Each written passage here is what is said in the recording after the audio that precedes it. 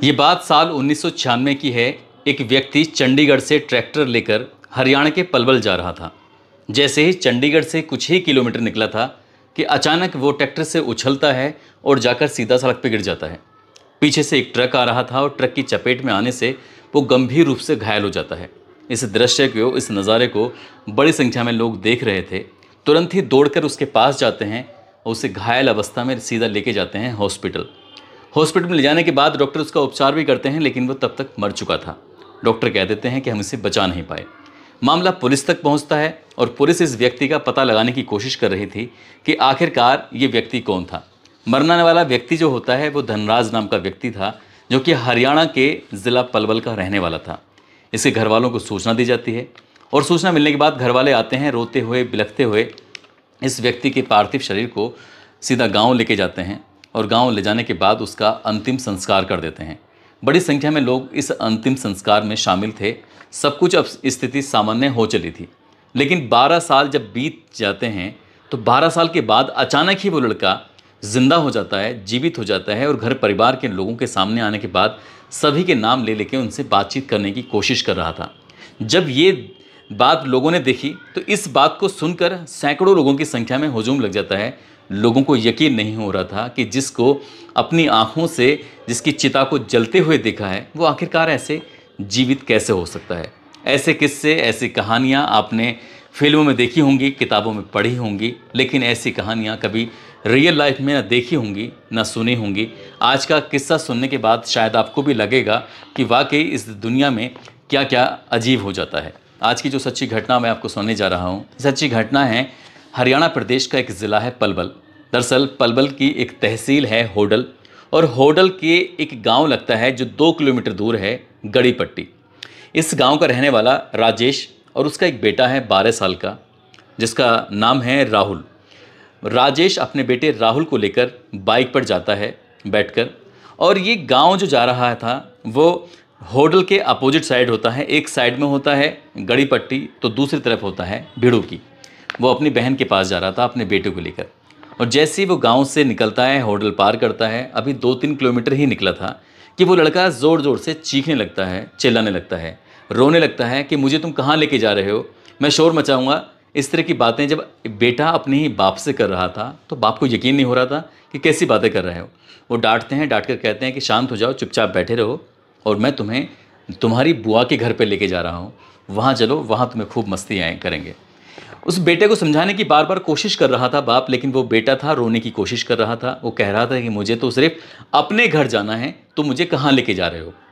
बाप कहता है कि अभी तो घर से आ ही रहे हैं, परेशान क्यों होता है, कुछ देर बुआ के पास रहेंगे, वहाँ रहने के बाद वापस आएंगे, घर पहुँच जाएंगे सीधे।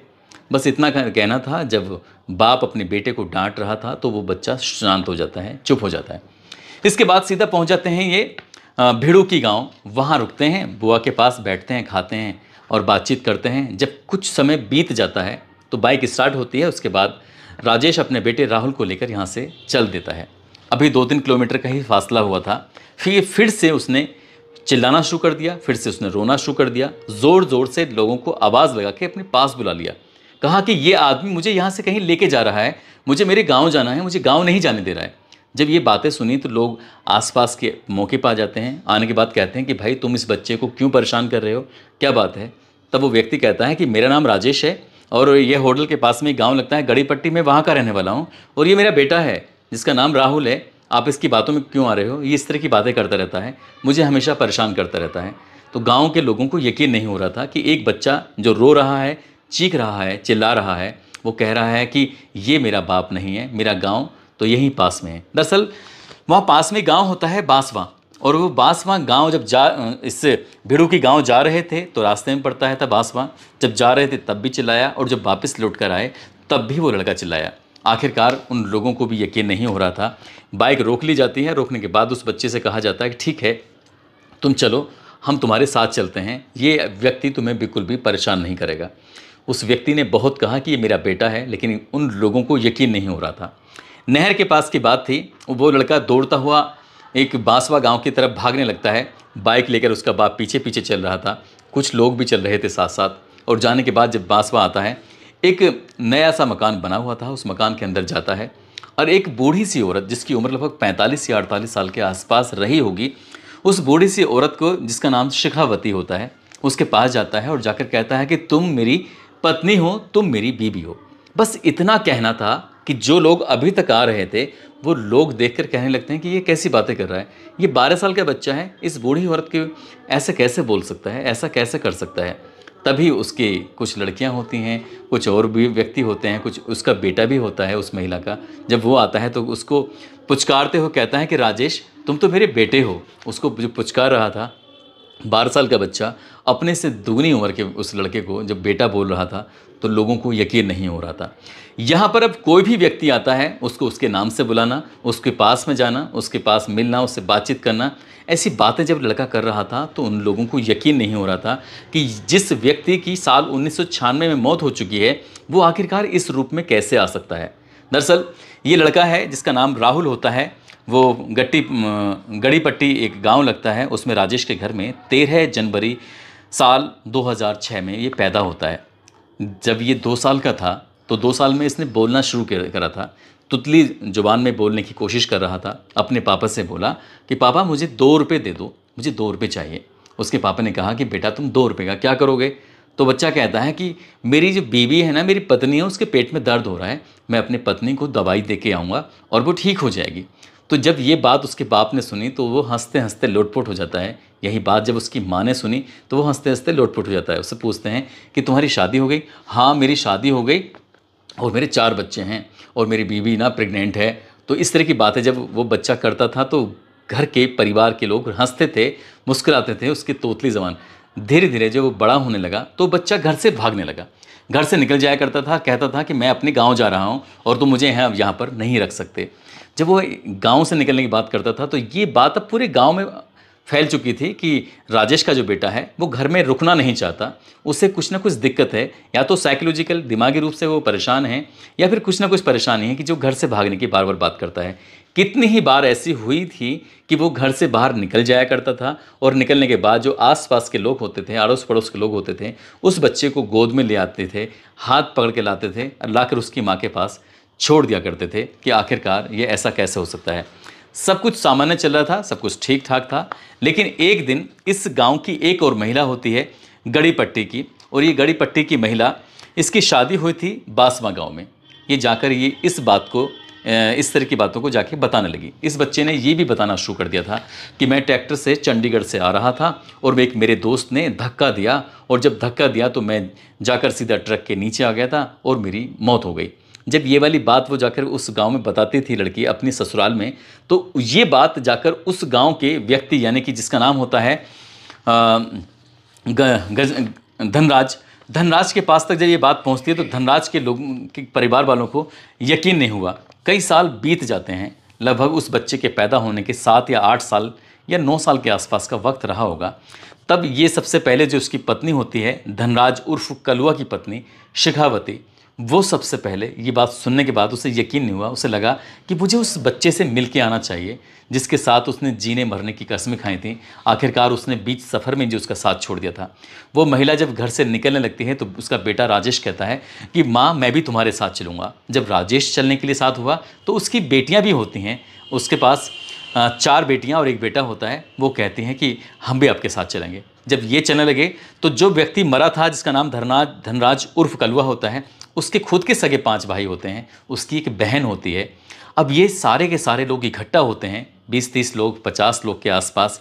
अब यहाँ से बासवा से सीधा पहुँच जाते हैं गड़ीपट्टी, और गड़ीपट्टी जाने के बाद राजेश के घर पहुँचते हैं। और वहाँ जाने के बाद जैसे ही घर जाते हैं तो वो महिला इससे पहले कि कुछ बोल पाती, तब राहुल ने, जो कि छोटा था, जिसकी उम्र 7-8 साल के आसपास ही थी, वो अपनी पत्नी से पास जाता है और दौड़ते हुए जाकर उस पत्नी से लिपट जाता है, चिपट जाता है। कहता है शिखावती तुम इतने दिनों के बाद आई हो, मैं तुम्हें कितना मिस करता था, और तुम्हारे पेट कैसे ये हो गया? तो कहती मतलब पेट? तो बोली पेट वाली, तुम्हारे पेट में बच्चा था ना, क्या हुआ उस बच्चे का? जब इतना कहा है तो ये गड़ीपट्टी के सैकड़ों लोग इस बात को जब अपनी आंखों के देख रहे थे, कानों से सुन रहे थे, तो उन्हें यकीन नहीं हो रहा था कि ये बच्चा कैसी बात कर रहा है। फिर सभी की नज़रें थीं शिखावती की तरफ। शिखावती से पूछते हैं कि क्या बोल रहा है, तो वो कहती है कि साल 1996 में जब उसके पति की रोड एक्सीडेंट में मौत हो जाती है तब वो 4 महीने की गर्भवती होती है, और 4 महीने की गर्भवती के बाद उसको एक बेटी पैदा होती है जो कि 5वें नंबर का बच्चा होता है। ये बात जब गांव वालों ने सुनी और यही बात जब राजेश के परिवार वालों ने सुनी तो राजेश के परिवार वाले एकदम से आश्चर्यचकित थे कि जो बच्चा अब तक सच बोलता था ये सच कैसे हो सकता है। तभी यहाँ पर जितने भी लोग आए थे ज़्यादातर को देखकर कह रहा है कि तुम मेरे बेटे हो, तुम मेरी बेटी हो, तुम मेरी पत्नी हो, तुम मेरे भाई हो, तुम मेरे ये हो, तुम मेरी बहन हो, बहन के बेटे हो। इस तरह की बातें जो एक 7-8 साल का बच्चा कर रहा था। तो इसके बाद फिर यहाँ पर मीडिया वालों का जमघट लग जाता है।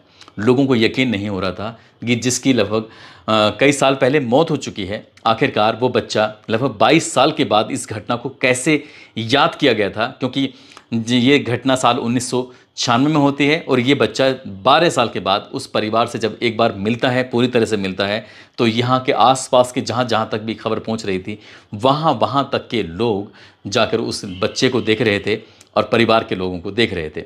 इस बीच में जो धनराज होता है उसकी बेटियां भी बड़ी हो रही थीं, लेकिन इससे भी दिलचस्प बात यह होती है कि इस गांव में एक और व्यक्ति होता है जिसका नाम मोती होता है। दरअसल मोती और धनराज दोनों बचपन के दोस्त रहे थे। जो अच्छे काम हो या बुरे काम हो, अच्छे और बुरे सभी काम ये दोनों साथ साथ मिलकर करते थे। अब चाहे जंगल में पशुओं को चारा चराने की बात हो, चाहे जंगल से चारा लाना हो, या साथ साथ बचपन में खेलने की बातें हों, या बचपन में जो दोस्ती होती है उसकी बातें हों। जब वो बुज़ुर्ग आदमी के पास जाता है और जाने के बाद उसके कंधे पर हाथ रख के कहता है कि और भाई मोती तू कैसा है, तो जब ये बात राहुल ने मोती से कही तो मोती रोने लगता है, बिलबिलाने लगता है, और मोती को देखकर राहुल भी रोने लगता है। कहता है कि तुम्हें इतनी सारी बातें पुरानी सब कैसे याद रहीं? कहता है मुझे खुद नहीं पता कि मुझे कैसे याद रहीं, अब मैं तुम लोगों के बीच में ही रहना चाहता हूँ। इसी बीच में जब ये बातें चल रही थी, गांव में जब ये खबर आग की तरह फैल जाती है, तभी कुछ लोग आने लगते हैं और गांव का एक और व्यक्ति होता है। उस व्यक्ति की तरफ देखकर कहता है कि भाई तूने जो मुझसे पैसे उधार लिए थे तो क्या मेरी पत्नी को तूने वापस करे कि नहीं किए? अब वो वाली बात जब लोग सुनते हैं तो उन लोगों को बिल्कुल भी यकीन नहीं हो रहा था कि आखिरकार एक बच्चा ऐसी बात कैसे कर सकता है कि उधार की बात इसको याद है, बच्चों के बारे में भी इसको याद है। अब यहाँ तो बस लोगों का तांता लगने लगता है। लोगों को उम्मीद थी कि शायद कोई ना कोई जादू है, कोई ना कोई टोना हुआ है, कुछ ना कुछ बात है। जब इस बच्चे से और बातचीत करने लगते हैं तभी बच्चा जब बात बता रहा था तो यकीन नहीं हो रहा था। दरअसल जब साल 1996 में इसका शरीर, इसकी बॉडी जब गाँव आई थी, तब ये बताता है बच्चा कि वो जिंदा था और धनराज जिंदा था, लेकिन आत्मा अलग हो चुकी थी। जब शमशान से यहाँ से घर से शमशान की तरफ उसकी चिता जलाने के लिए लेके जा रहे थे तो वो अपनी चिता पर ही बैठा हुआ था और वो लोगों से ज़ोर ज़ोर से कह रहा था कि भाई मैं ज़िंदा हूँ, मैं मरा नहीं हूँ, मैं ज़िंदा हूँ। जब ये बच्चा टेलीविज़न पर, टीवी पर, मीडिया के सामने इस तरह की बातें कर रहा था तो लोगों को यकीन नहीं हो रहा था कि ऐसी बात कैसे कर रहा है। अब जब चिता जलने लगती है तो चिता में भी वो साथ था, लेकिन वो लोगों से चीखने के बाद, चिल्लाने के बाद कह रहा था कि जलाओ मत, मैं ज़िंदा हूँ। लेकिन चिता जल जाती है, सब के सब लोग अपने घर लौट कर वापस आ जाते हैं।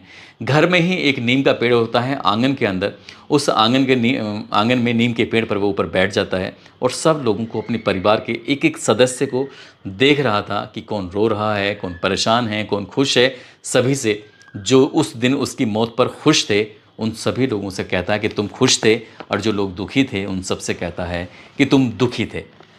जब ये बातें बता रहा था तो उन बातों पर किसी को यकीन नहीं हो रहा था। वक्त गुजर जाता है, लेकिन वो बच्चा जिस घर में पैदा हुआ था उसके माँ बाप उस बच्चे को लेकर अपने साथ चले जाते हैं। लेकिन अब इस परिवार में जो 2 परिवार होते हैं, इन 2 परिवारों का आपस में किसी न किसी बात पर मिलन होने लगता है।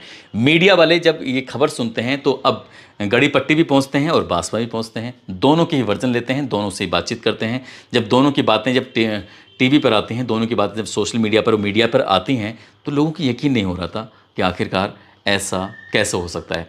सब कुछ ठीक चल रहा था, बच्चे बड़े हो रहे थे और उन बच्चों की शादी की बात, क्योंकि इसमें एक लड़का है और 4 लड़कियां होती हैं। जब वो बड़े हुए थे, उनकी शादी, कुछ शादी पहले हो चुकी थी, कुछ शादियाँ अब बाद में होनी थी। जब शादी बाद में होनी थी तो वो लड़का राहुल अपने पिता राजेश के पास जाता है, जाकर कहता है कि मेरी बेटियों की शादी है और मैं अपनी बेटियों की शादी में कन्यादान ज़रूर करूँगा, क्योंकि उसकी उम्र छोटी थी, वो 12 साल का था। 12 साल का बच्चा अपनी बेटी, उसकी बेटी कैसे हो सकती है, ये कल्पना मात्र थी। लेकिन लोगों को जब उसकी बातें करते थे तो लगता था कि ये सच बोल रहा है।